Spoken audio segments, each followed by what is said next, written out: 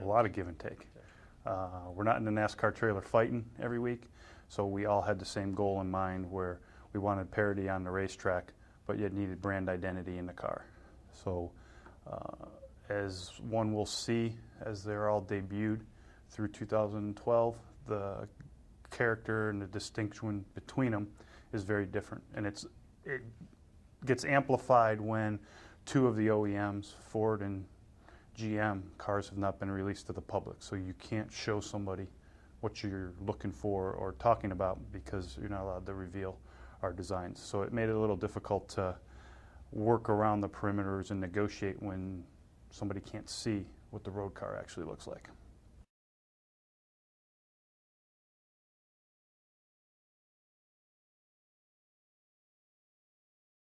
The first step is sitting in a room with NASCAR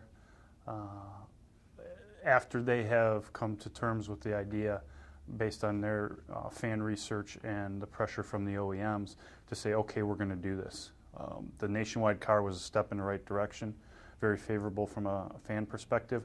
So how do we take it to the next level with keeping parity on in the program? So a meeting with NASCAR to kind of define the rules is what started the whole program. We're going to use a common spoiler, going to use a common splitter amongst the cars, and a common greenhouse. So from there, have at it, boys.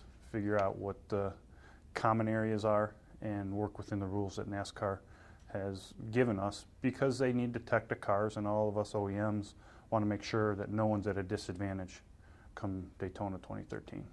From there, we start meeting weekly. We start working on commonizing the greenhouse. Then we move to a common tail outline. We then worked on common wheel arches, hood hard points, and on down the line where we had deliverables for each one. And every step of the way, every weekend was a feedback loop to the design center, to the team in certain aspects, where it was truly a design exercise. But the team, you know, if they can't build it, if they can't race it, if they think it's a disadvantage, then they need to have their input too.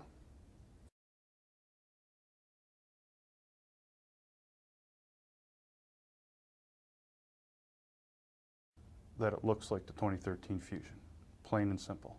I think the fans, this will bring back the fans to NASCAR, in my opinion.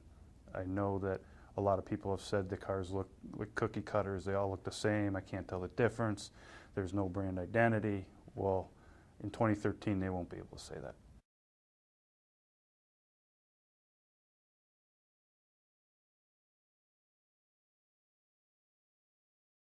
When you're dealing with a historic project like this in NASCAR, the hardest thing to overcome was the feedback between our design studio and the other OEMs, because everybody, no four cars out there look alike.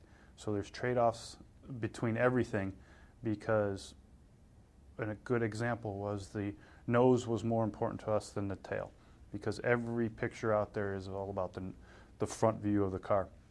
So we may have given up a little bit in the rear because we knew that that was the performance side of it. So we had to give up for performance. So, you know, you do some trade-offs in negotiating, and, you know, it's the planning and to try and get what you want later on down the road based on today's discussions with the other OEMs.